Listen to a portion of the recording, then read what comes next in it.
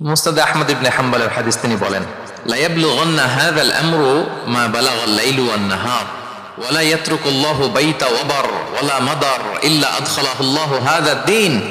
এই দিন ইসলাম, এই লা ইলাহা ইল্লাল্লাহর বাণী পৌঁছে যাবে গোটা বিশ্বব্যাপী। যেখানে দিন হয় রাত হয়, দিন রাত্রির আবর্তন পৃথিবীর যেখানে ঘটে, সেখানেই কালেমার বাণীকে পৌঁছে দিবে কে?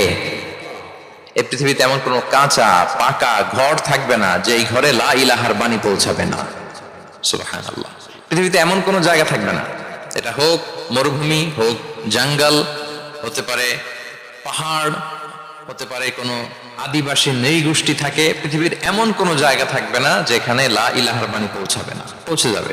সহিহ মুসলিমের আরেক বর্ণনায় আল্লাহ রাসূল সাল্লাল্লাহু আলাইহি ওয়া আলিহি ওয়াসাল্লাম তিনি বলেন, ইন্নাল্লাহা যাওয়ালি আল আরবা ফারাআইতু মাশারিকাহা ওয়া মাগারিবাহা ওয়া ইন্না মুলকা উম্মতি সায়াবলুগু মা যুবিয়া লি মিনহা।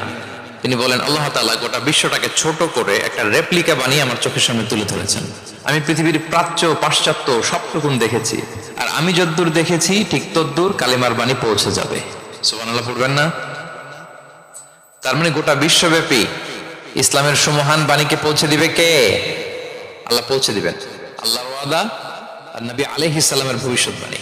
তো ইসলামের এই বিজয়ের অংশী যেন আমরা হতে পারি, আল্লাহ আমাদেরকে তৌফিক দান করুন।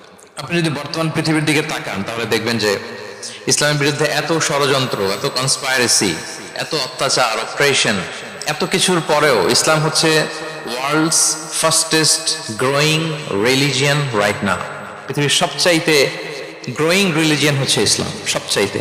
আপনি দেখেন, জরিপ চালিয়ে একটু খোঁজখবর নিয়ে দেখেন, সারা ওয়ার্ল্ডে দ্য ফাস্টেস্ট গ্রোয়িং রিলিজিয়ন হচ্ছে ইসলাম।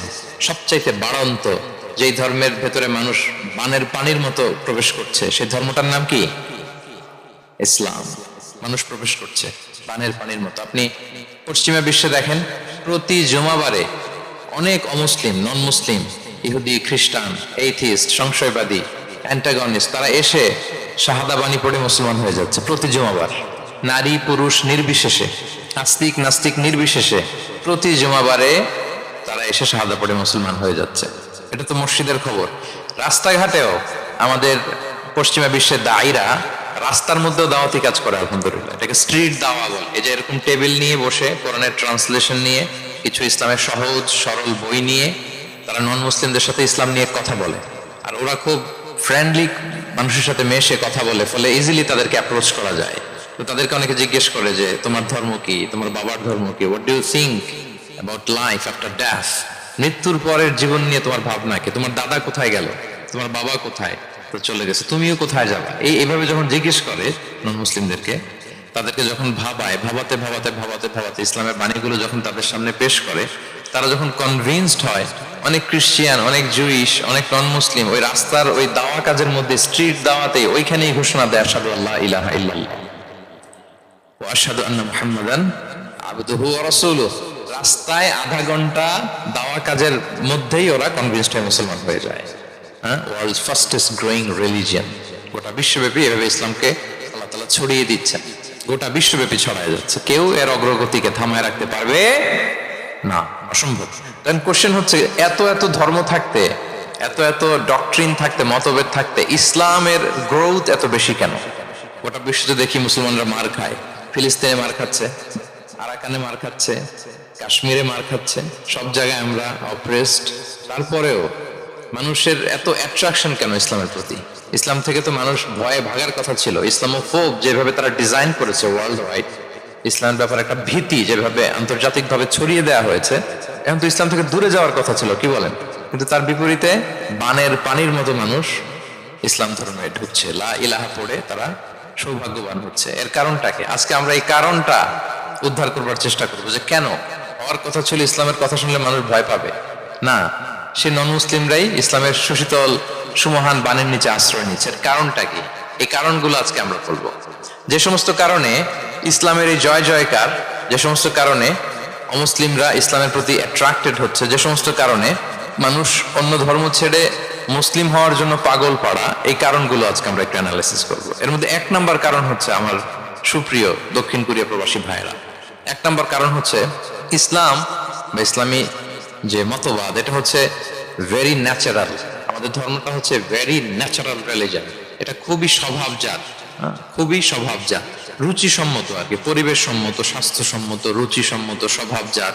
এটা মানতে, শুনতে, বুঝতে খুব সহজ, এটা আমাদের জীবনের সাথে খুব যায়। আরবিতে এটাকে বলে দ্বীনুল ফিতরা। কি বলে?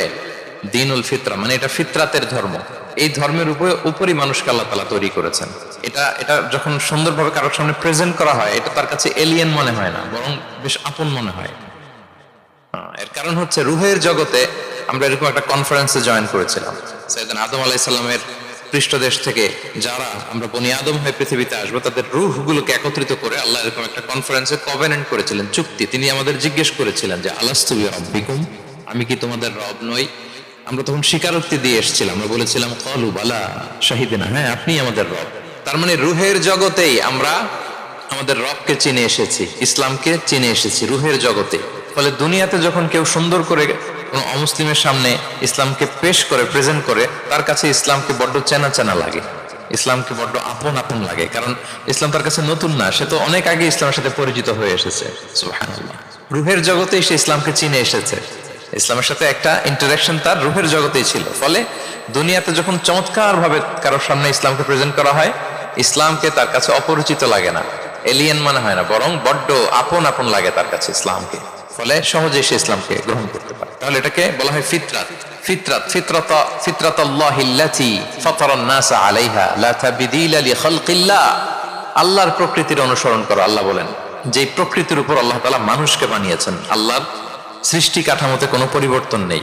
তাহলে সবাই এই ফিতরাত ইসলামের উপরই জন্মায়। অন্য হাদিসে আল্লাহ রাসূল সাল্লাল্লাহু আলাইহি ওয়াসাল্লাম বলেন যে মা মিন মাউলুদিন ইল্লা ইউলাদু আলাল ফিতরাহ ফাআবাওয়াহু ইউহাউবিদানিহি আও ইউনাসসিরানিহি আও ইউমাজ্জিসানিহি। মানে সব মানুষ ইসলামের উপর জন্মায়, পরে তার মা বাবারা হয়তো তাকে ইহুদি বানায় বা হিন্দু বানায় বা অগ্নি উপাসক বানায়, কিন্তু তার আসল ধর্ম হচ্ছে ইসলাম। আওয়াজ করে বলেন তো, আসল ধর্ম কি? আসল ধর্ম ইসলাম। সে ফিতরাতের উপর জন্মগ্রহণ করেছে, এমনিতেই বাই ডিফল্ট তার মনটা ইসলামের দিকে টানে। এই পৃথিবীতে যা কিছু ভালো, যা কিছু কল্যাণকর, যা কিছু আমাদের সাথে খাপ খায়, সুইট করে, সহজে সুইটেবল হয়, এটাই ফিতরাত। এটাই কি? ফিতরাত। তো সব মানুষ ফিতরাতের উপর জন্মেছে, ইসলামের উপর জন্মেছে। মেরাজের রাতে রাসূল সাল্লাল্লাহু আলাইহি ওয়াসাল্লামকে দুইটা পেয়ালা দেয়া হয়েছে। তিনি বললেন উতিতু বিইনাআইন, আমাকে জিবরাইল আলাইহিস সালাম দুইটা বাটি দিল বা পেয়ালা দিল। ফি আহাদিহিমা লাবান ওয়া ফিল আখারি খামর। এর একটার মধ্যে ছিল দুধ আর একটা মদ। আমি দেখতে পাচ্ছিলাম না কোনটাই কি। আমাকে যখন দেয়া হলো ফা আখাযতুল লাবান, আমি দুধের বাটি নিলাম। তখন জিবরাইল আলাইহিস সালাম বললেন আসবতাল ফিতরাহ, আপনি ফিতরাতটাই নিয়েছেন, মানে যেটা ভালো ওইটাই নিয়েছেন, যেটা আপনার সাথে সুইট করে ওইটাই নিয়েছেন। সুবহানাল্লাহ পড়েন। তাহলে ইসলাম হচ্ছে দ্বীনুল ফিতরাহ, এটা ফিতরাতি ধর্ম, এটা অতিরিক্ত চাপিয়ে দেয়া না, এটাই আমাদের ধর্ম। এজন্য ইসলামকে প্রেজেন্ট করলে আমাদের সামনে সুন্দরভাবে, এটা আমাদের কাছে অস্বাভাবিক মনে হয় না, খুবই স্বাভাবিক মনে হয়, ভেরি ন্যাচারাল মনে হয় ইসলামকে আমাদের কাছে।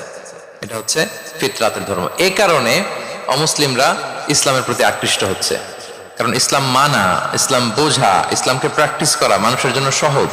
এটা স্বভাবজাত ধর্ম, তার এটা ভেরি ন্যাচারাল, প্রাকৃতিক, রুচিসম্মত, স্বভাবসম্মত। এজন্য ইসলামের প্রতি মানুষ আকৃষ্ট হয়।